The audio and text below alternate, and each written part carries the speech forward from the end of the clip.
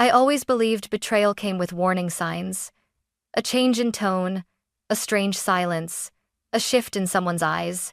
But I was wrong. Sometimes betrayal arrives wrapped in Christmas lights, disguised as the people you love most. My name is Harper Lane, and last Christmas Eve, I watched my entire world collapse in one brutal moment. My husband didn't just leave me. He boarded a first-class flight to Paris. But he wasn't alone. He left with my sister. I thought that night was rock bottom, the darkest moment a woman could possibly experience.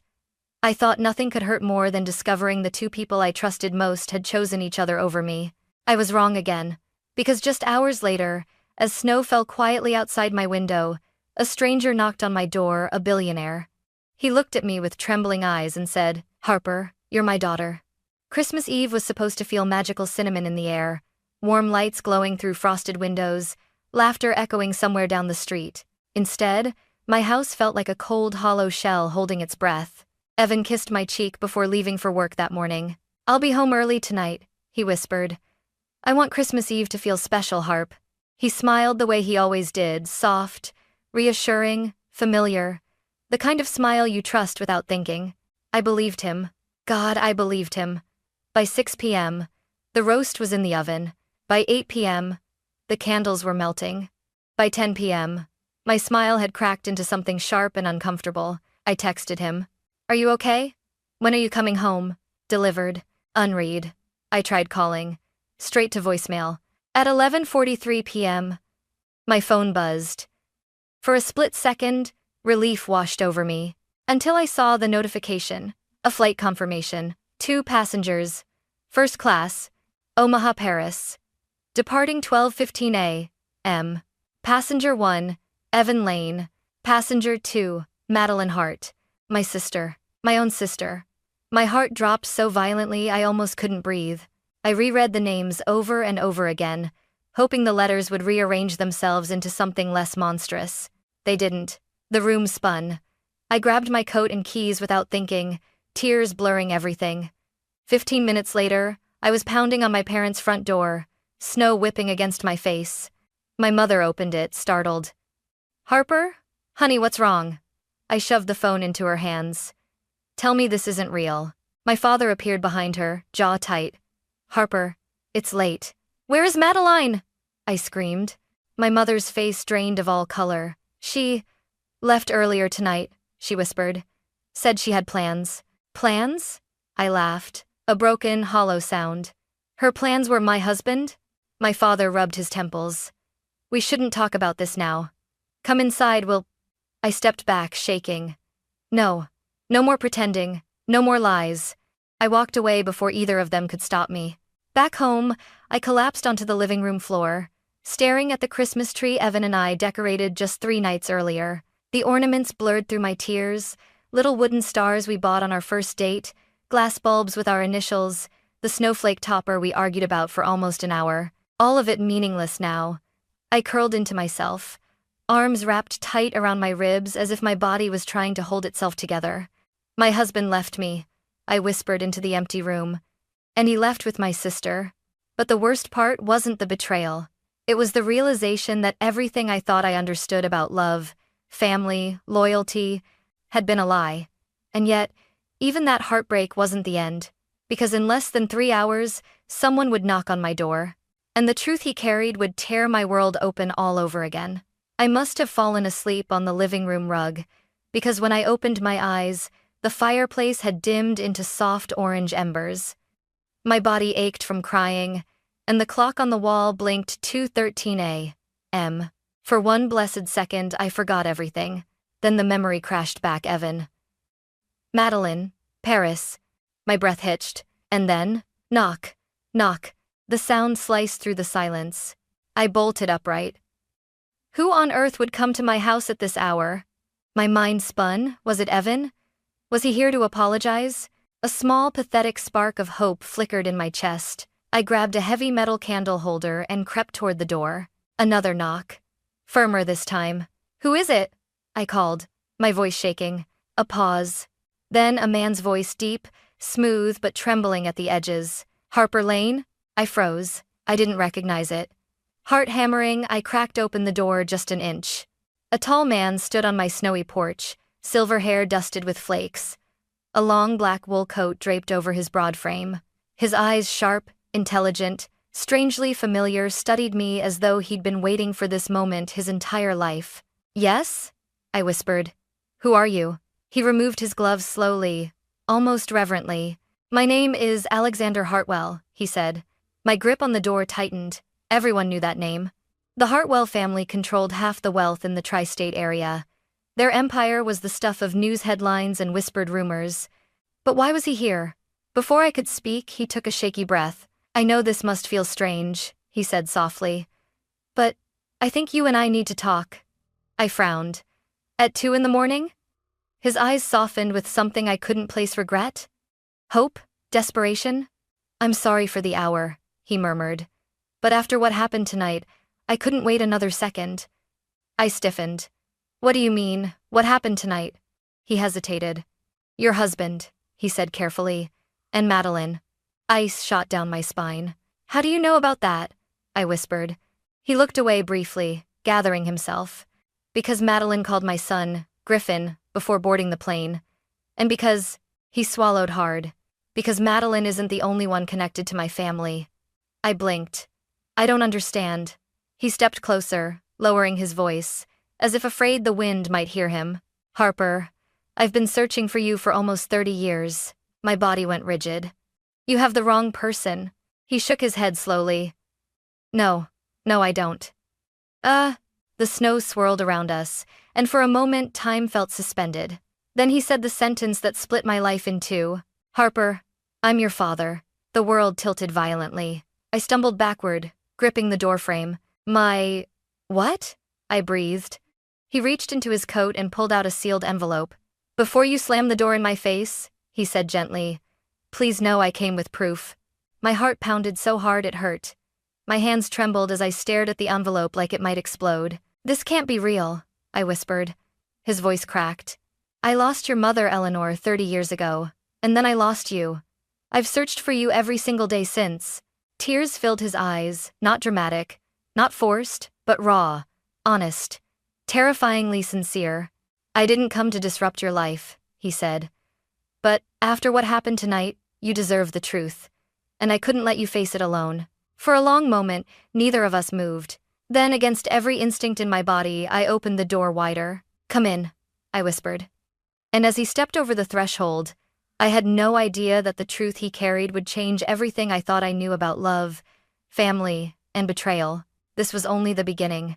Alexander stepped cautiously into my small living room, looking painfully out of place among thrift store furniture and half-melted Christmas candles. He didn't sit until I did, almost as if he feared scaring me into running. I crossed my arms tightly. "Start talking." He nodded once, slowly, as though preparing for something heavy.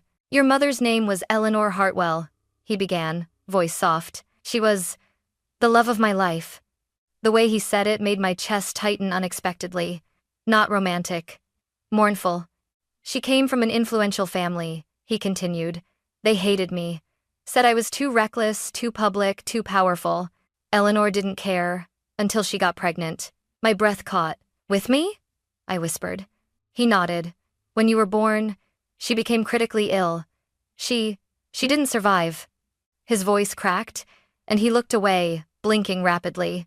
I swallowed hard, unsure whether to believe him or run. "Her parents blamed me for everything," Alexander said. "They believed my world, the Hartwell Empire, was dangerous. They wanted you far away from it, far away from me." A cold realization began forming in my stomach. "So, they took me?" I asked. He met my eyes, full of agony. "They hid you. They paid a desperate couple to adopt you privately and disappear. They made sure no records pointed back to you. Every trail I followed ended in ashes." My heart pounded in my ears. "My parents?" I shook my head violently. "No, they would never do that. They aren't those people." "Harper," he said gently, "they didn't kidnap you. They protected you, in their way. But they weren't your blood." I felt the room closing in, my lungs tightening. "And you expect me to just believe that?" I snapped. He exhaled shakily, reached into his coat, and handed me the envelope again. Inside was a document. "DNA results 99.8%. Parent-child match, Alexander Hartwell and Harper Lane. My hands trembled. This could be forged, I whispered weakly. He nodded. It could, which is why I waited until I had something else. He pulled out a faded photograph, a woman with soft eyes, gentle curls, and a warm smile, holding a newborn baby wrapped in a blanket. Your mother, he whispered. Taken 2 hours after you were born. I stared at the photo. The woman had my eyes, my mouth, my hairline. I felt something inside me crack, not pain, not fear. Recognition. I looked up slowly. Why did you find me now? After all these years? His voice broke. I didn't know where to look anymore. But then... Madeline contacted my son tonight. My breath stilled. What does Madeline have to do with this? Alexander's jaw tightened. She mentioned a document. Something belonging to Eleanor. And she said it involved you directly. A chill swept through me. What kind of document? I'm not certain, he admitted. But if it's what I fear, it could expose secrets that many powerful people don't want uncovered. I stared at him, unable to process the weight of everything pouring into my life in a single night. My husband ran off with my sister, I whispered. Now you're telling me she's not even my sister? And that you're my father? Yes, he said quietly. I wish I could give you more time. But the truth won't wait, Harper. My throat tightened, tears forming again, but not from heartbreak this time. From the terrifying possibility that everything I ever believed about who I was a lie, and the even more terrifying possibility that this stranger was the only person telling me the truth.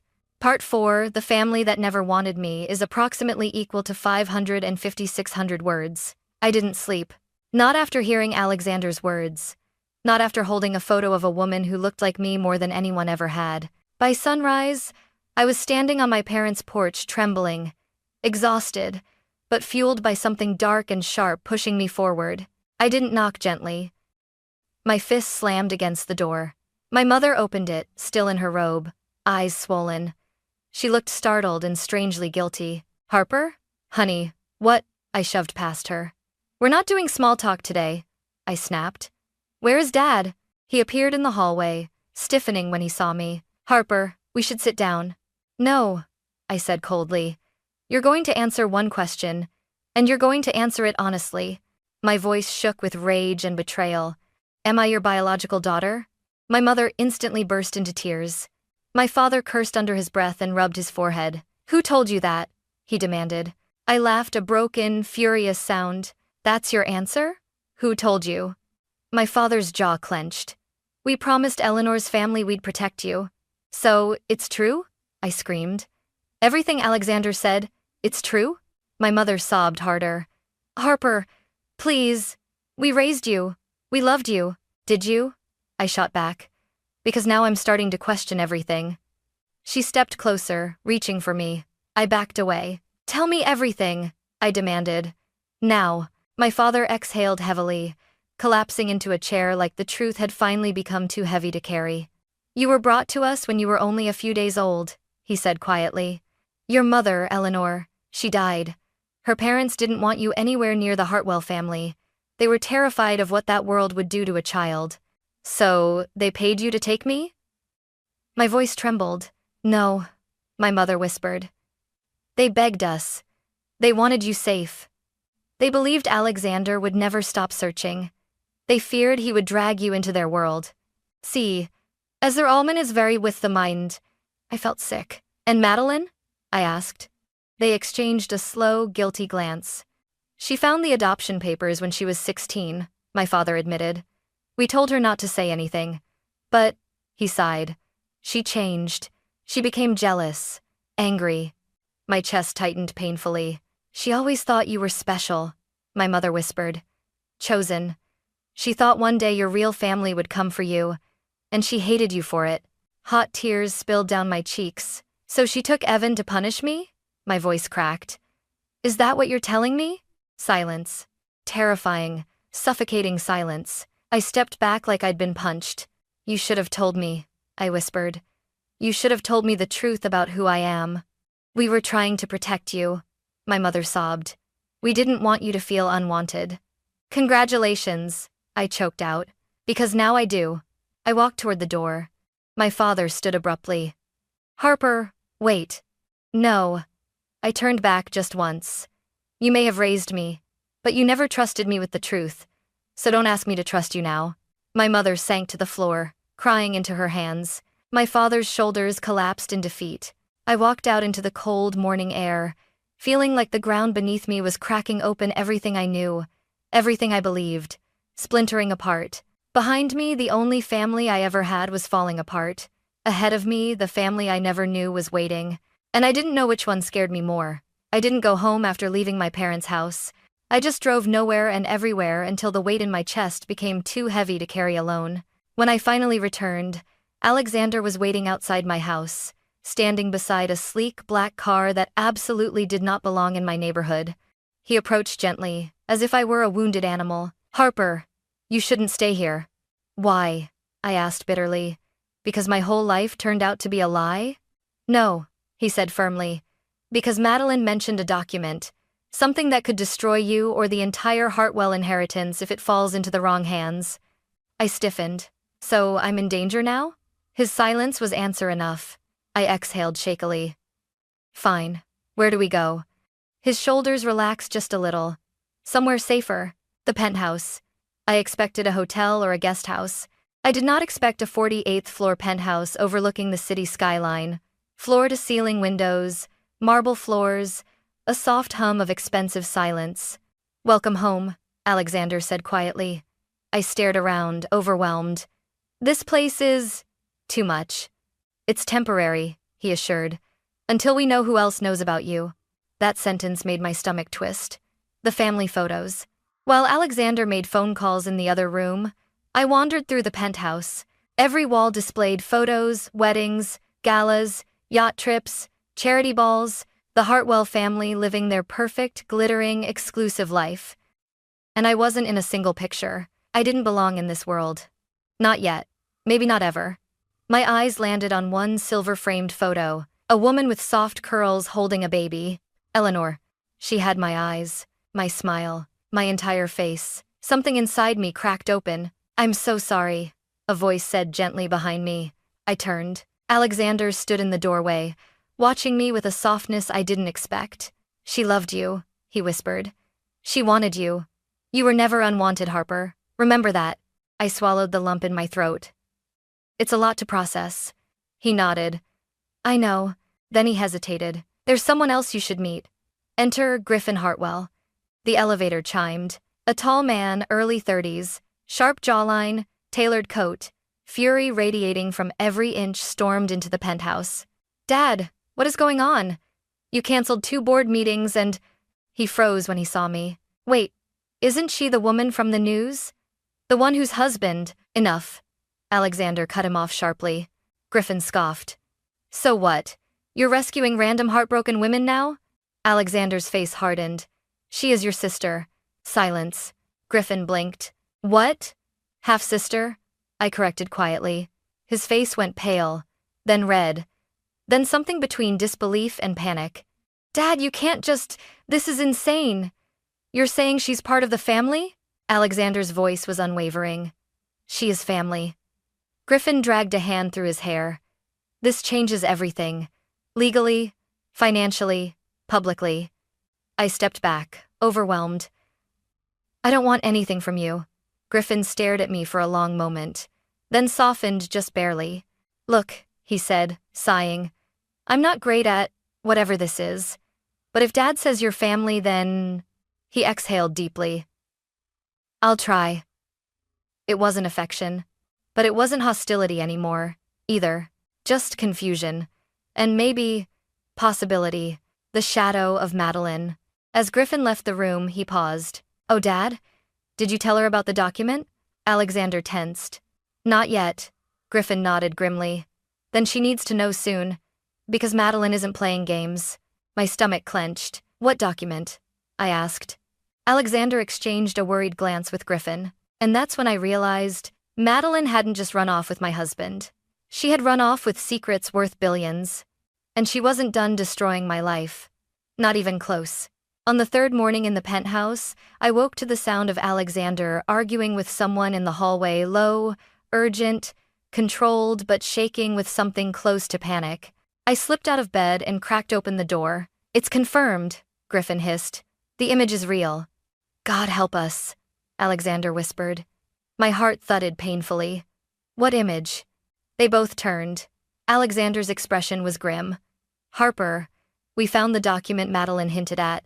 He handed me a tablet. My breath caught. On the screen was a scanned copy of a handwritten will. Last will and testament, of Eleanor Hartwell. My pulse pounded in my ears as I scrolled. And then I saw it. "I leave my share of the Hartwell empire, including all voting rights and inheritance, to my daughter, Harper Eleanor Hartwell." My hands began to shake. "Wait, this says I'm the sole heir," I whispered. Alexander nodded, eyes haunted. "Yes. Eleanor signed it weeks before she passed. We never knew it existed." My voice came out, barely audible. "But doesn't that override your will?" Alexander swallowed hard. "Yes." It landed on me like a weight. The Hartwell empire. Billions. Control, power, influence. And suddenly, I understood why Madeline had run, not just out of jealousy, not just out of spite. She had found something world-shattering. Something dangerous. Griffin dropped onto the couch, rubbing his face. "This will could break the entire family apart. Investors, the board, the media, everyone will go insane if this gets out," I whispered. "But I don't want it. I don't want any of it." Griffin glared at me, but not unkindly. "Want it or not, you have it. And Madeline knows that."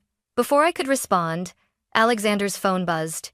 He glanced at the screen and went pale. "It's her," he whispered. He put it on speaker. Madeline's voice filled the room, bright and venomous. "Hope you're enjoying your little family reunion, Harper." My stomach twisted. Madeline laughed softly. "Oh, relax. I'm not calling to gloat. I'm calling to warn you." Griffin scoffed.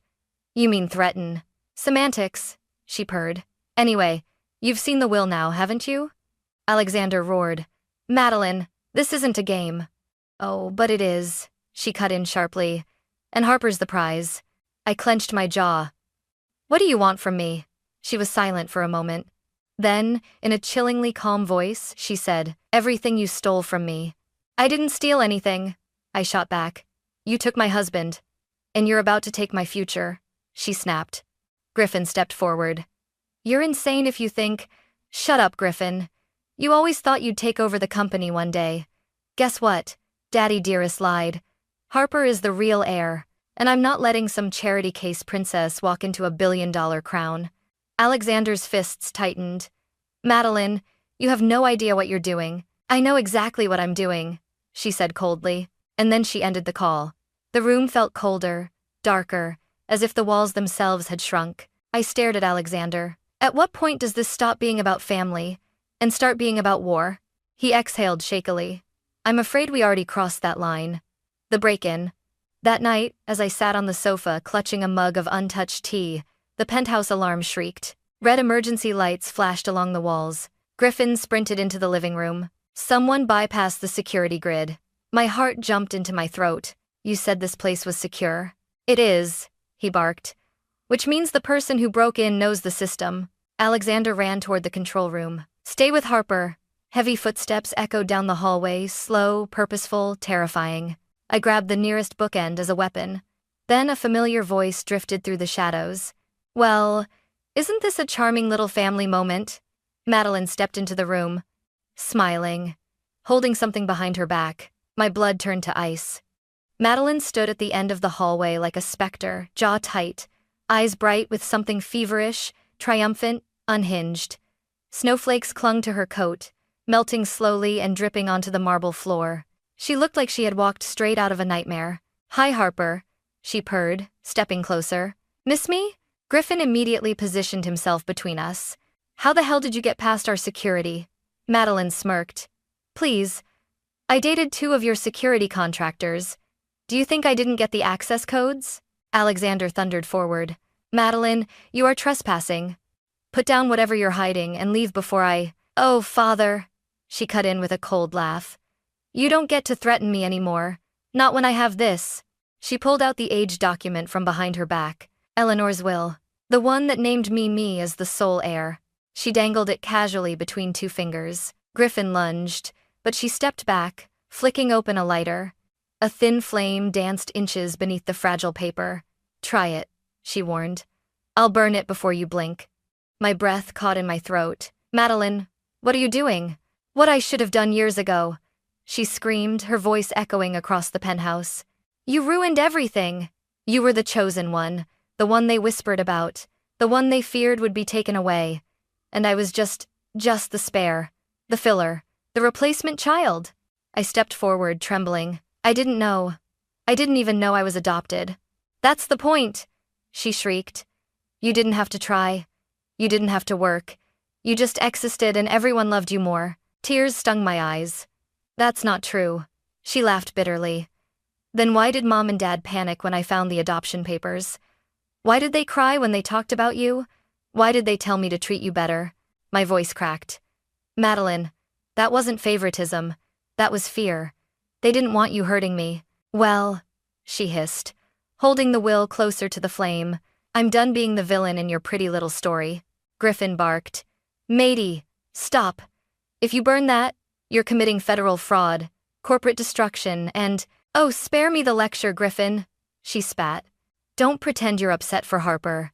You're upset because Daddy's little surprise daughter will outrank you." Alexander stepped forward, pain written across every line of his face. "Madeline, listen to me. I don't want the company torn apart. Harper doesn't want it. No one wants this war." Madeline's jaw trembled. "Oh, but I do." The flame crept upward, singeing the bottom corner. "Stop!" I screamed. Time slowed. My heart pounded against my ribs like it wanted to escape. I didn't think I just moved. I ran toward her. She gasped, stumbling backward. We collided. The lighter fell. The will spun in the air. Griffin dove for the lighter. Alexander lunged for the document. And then, boom. The balcony's glass door shattered inward. Security officers swarmed the room, tackling Madeline to the ground. She screamed, clawing, fighting, kicking as they restrained her. "Let me go," she shrieked. "She stole my life, my future, my everything." Her voice cracked into something raw, desperate, broken. When they dragged her to her feet, she thrashed violently, eyes locked on mine. "You did this," she hissed. "You ruined everything. You were never supposed to come back." "Madeline," my voice broke. "I never wanted your life. I never wanted any of this." Her face twisted with grief and hatred, indistinguishable from each other. "You should have stayed hidden," she whispered. "It was better that way." Then security pulled her out, her sobs echoing like ghostly footsteps down the hall. The aftermath.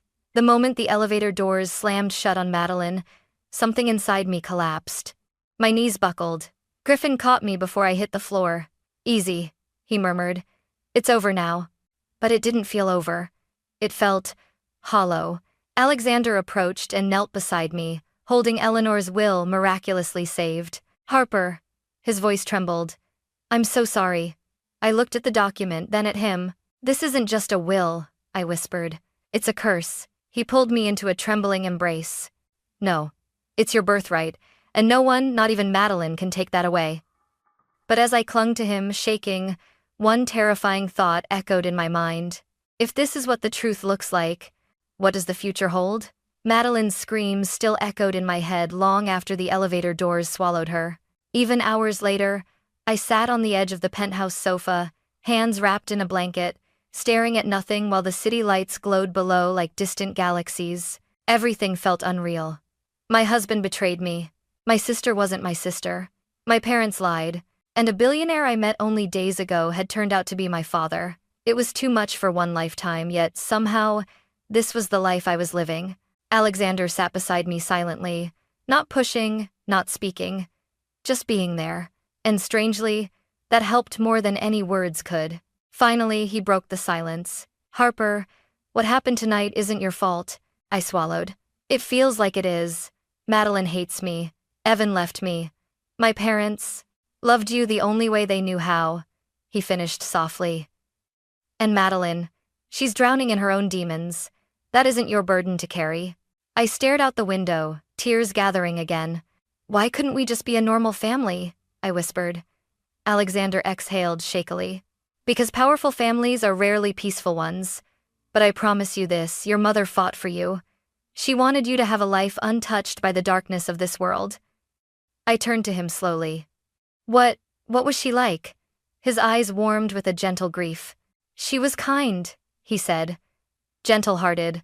Stubborn when she believed in something. She loved fiercely, without hesitation. He paused. And she would have adored you. The tears finally fell. For the first time since discovering the truth, I didn't feel broken. I felt connected, rooted, seen. The legal aftermath. The days that followed moved like a storm in slow motion. Madeline was charged with breaking and entering, attempted destruction of legal documents, corporate extortion, and multiple counts of harassment. Evan stayed in Paris, sending one pathetic email.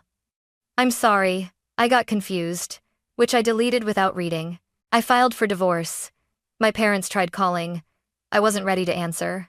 Maybe someday. But not now. Meanwhile, Alexander filed a petition in court to restore my birth name, Harper Eleanor Hartwell. Seeing it written on legal documents felt surreal, like stepping into a life I'd never asked for, but somehow always belonged to. Eleanor's will was validated. My inheritance confirmed, but I refused the power. I don't want control of the empire, I told Alexander and the lawyers. I want my life back, not a corporation. Alexander smiled softly. That's exactly why you deserve a place in it. I agreed to take a seat on the board, symbolic, ceremonial, nothing more. And for once, it felt like the right choice. Family, redefined. Griffin changed too. The hostility he first had melted away into something unexpected. Protectiveness. Even brotherhood. One evening, he knocked on my door awkwardly. I bought you this. He handed me a mug that said, "World's okayest sister." I laughed so hard I nearly cried. He scratched his neck. "It's stupid, I know. It's perfect," I said, hugging the mug to my chest. That hug, our first real one, felt like the start of something new. Something real. Christmas.